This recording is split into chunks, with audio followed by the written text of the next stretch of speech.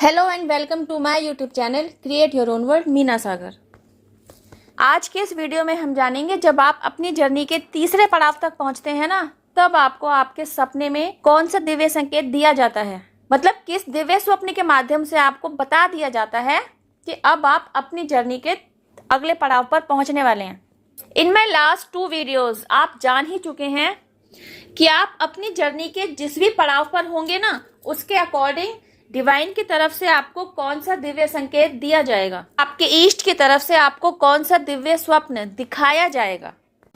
साथ ही साथ इन दिव्य स्वप्नों को देख लेने के बाद आपने यह भी जान लिया होगा कि इन्हीं सपनों से रिलेटेड आपकी लाइफ में और कौन से चेंजेस आते चले जाएंगे।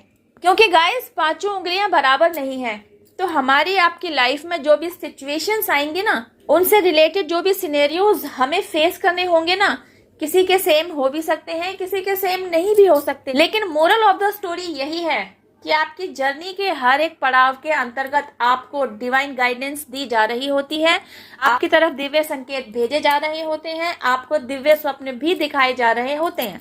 इवन आपको आपकी जर्नी के हर पड़ाव से रिलेटेड हर जरूरी गाइडेंस भी प्रोवाइड कराई जा रही होती है। यहाँ तक कि आगे आने वाले पड़ावों के प्रति सचेत भी किया जा रहा होता है, ताकि आप अपनी लाइफ में चल रही सिचुएशंस में स्टक ना हो जाएं, बल्कि अपनी शिव शक्ति ऊर्जा को बैलेंस्ड करते हुए, सही दिशा में चलते हुए, सही समय पर सही निर्णय ले सकें।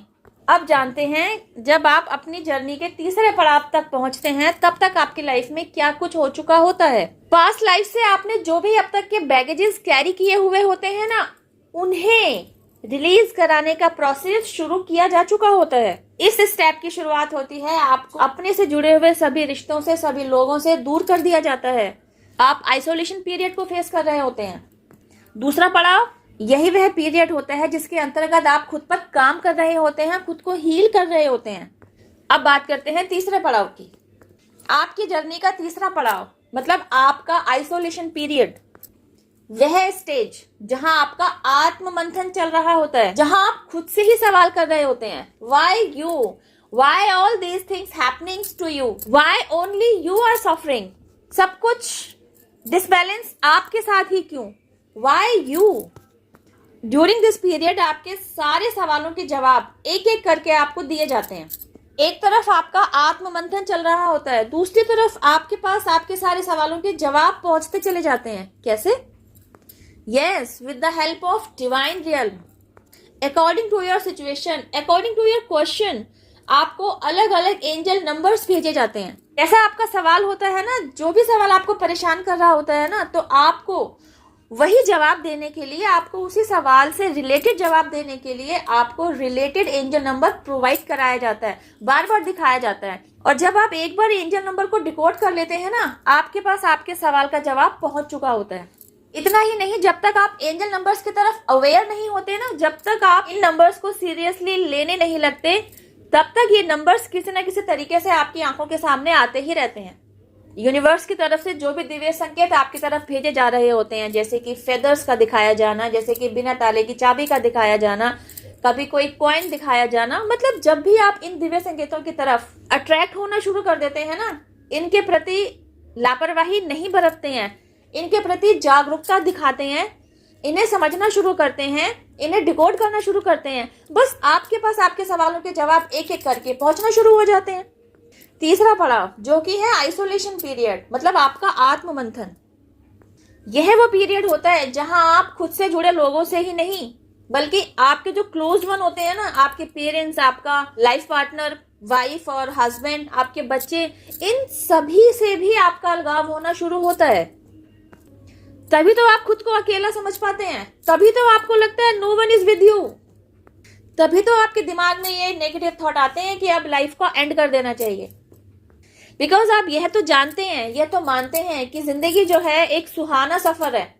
आप मानते हैं कि इस सुहाने सफर को भोगने के लिए आपको आपका लाइफ पार्टनर भी चाहिए, आपके बच्चे भी चाहिए, एक पूरा परिवार चाहिए आपको, जिनके साथ आप खुशियों को सेलिब्रेट कर सकें, दुख और गम के टाइम को एक दूसरे के साथ बिता सकें, टफ टाइम को काट सकें। तो आत्म मंथन के जरिए ना आपको यही समझाया जाता है कि इन सब का साथ आपको मिलेगा जरूर। डेफिनेटली आपकी एक फैमिली होगी, आपके बच्चे होंगे, आपका हरा भरा खुशियों से भरा पूरा परिवार होगा। लेकिन तब जब आपकी डिपेंडेंसी इनके ऊपर से खत्म होगी, आप इनके लिए जो कुछ भी करें इमोशनल लेवल पर, फाइनेंशियल लेवल पर, that is totally your choice. Kuber का खजाना छोड़ें ना छोड़ें, विरासत इकट्ठी करें ना करें, प्रॉपर्टी जोड़ें ना जोड़ें, that is completely your choice. लेकिन बदले में आपको इनसे अपने लिए कोई एक्सपेक्टेशन नहीं पालनी है, क्योंकि आपके दुखों की असली वजह ना यही है, दूसरों से एक्सपेक्टेशन को बनाए रखना।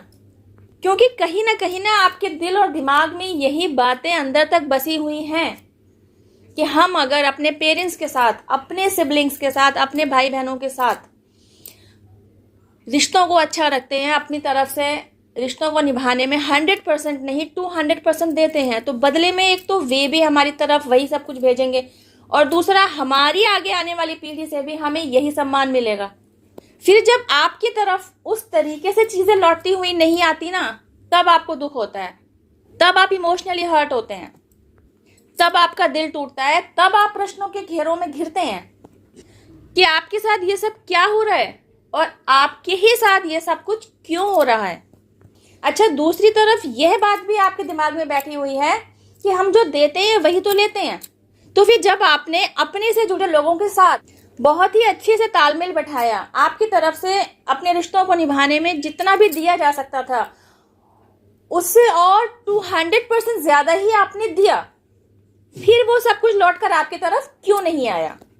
तो जब आपका आत्ममंथन पीरियड चलता है ना, तो आपको आपके इन सभी सवालों के जवाब एक एक करके मिलते चले जाते हैं। आपके अंदर जो भी अशांति बनी हुई थी ना, वह हटने लगती है, वह छटने लगती है, आपके अंदर पीस क्रिएट होने लगता है। एंड यू नो व्हाट, एक बार जब आपके अंदर, आपके मन मस्तिष्क में पीस क्रिएट होना शुरू होता है ना, तब आप अंदर से खुश रहना शुरू करते हैं, तब आप सेल्फ लव और सेल्फ रिस्पेक्ट की तरफ आकर्षित होते हैं। अभी तक क्या था ना, आपने खुद को तवज्जो दी ही नहीं थी, आप अपने आप को प्रायोरिटी में रखना जानते ही नहीं थे।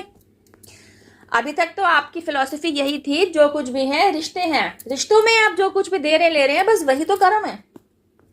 आपने बिल्कुल सही सोचा, लेकिन शायद कम समझा। कर्म यही है, जो कुछ भी आप ले रहे हैं, दे रहे हैं, वह कर्मों के बंधन की वजह से ही है।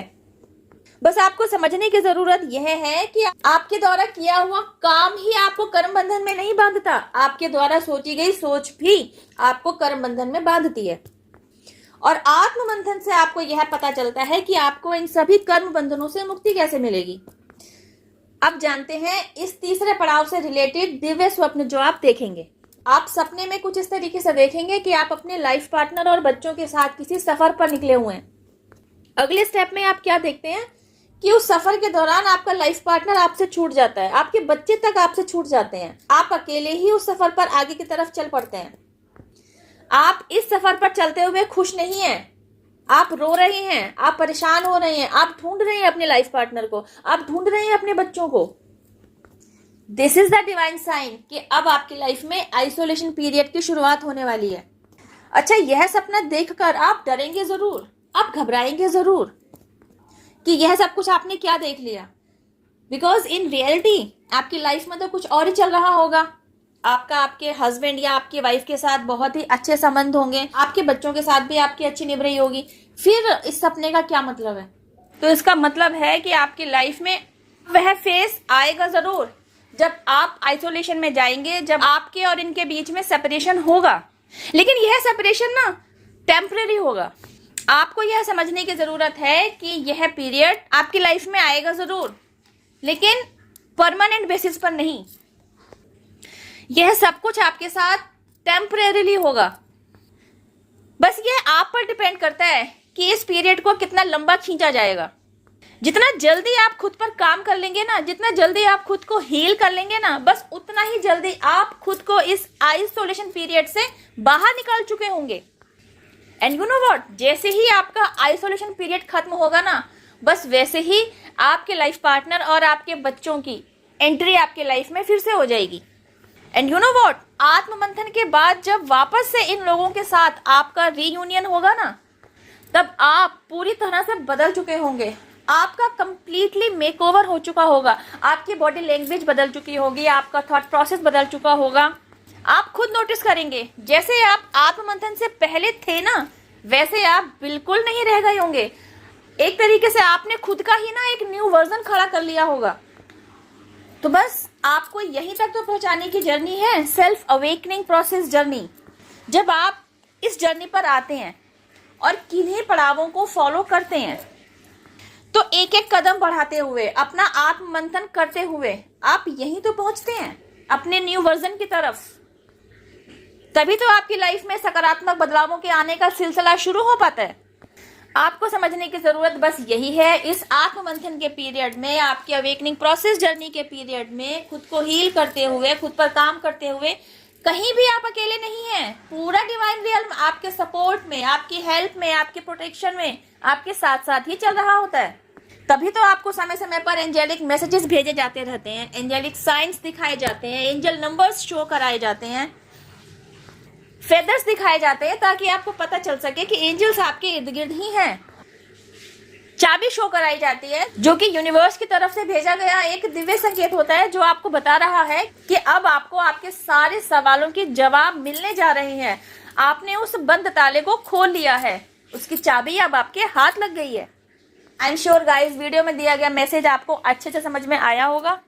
मुझे कमेंट बॉक्स में लिखकर जरूर बताइए, अब तक बताए गए तीनों पड़ावों से मेरे कौन कौन से व्यूवर्स खुद को रिलेट कर पा रहे हैं। If you are suffering from this kind of period, you can ask me anything, I will definitely answer to you. मैंने अपनी अवेकनिंग जर्नी के पीरियड को फेस किया है। I have learn lots of lessons throughout this journey. आप इस journey पर आ रहे हैं, आपके कुछ भी सवाल हैं, तो आपको समय रहते उन सवालों के जवाब मिल जाए, ताकि आप इस जर्नी पर खुद को अकेला ना पाए। आप समझ पाए कि डिवाइन की पूरी पावर, पूरी ताकत आपके साथ है। मैं तो बस मीडिएटर हूं। I am just telling you कि आप अकेले नहीं हैं, आपके साथ पूरा डिवाइन रियल्म जुड़ा हुआ है। और अगर आप खुद को मेरी बताई गई बातों के साथ रिलेट कर पा रहे हैं, तो आप समझिए आपके साथ जो कुछ भी हो रहा है आपकी बेहतरी के लिए ही हो रहा है, और आगे भी जो कुछ होगा वह भी आपकी बेहतरी के लिए ही होगा। इस वीडियो में बस इतना ही। अब मैं आपसे मिलती हूँ मेरी नेक्स्ट वीडियो में। टिल देन हैव पेशेंस, रब ख्याल, जय माता दी, take care, bye, stay blessed.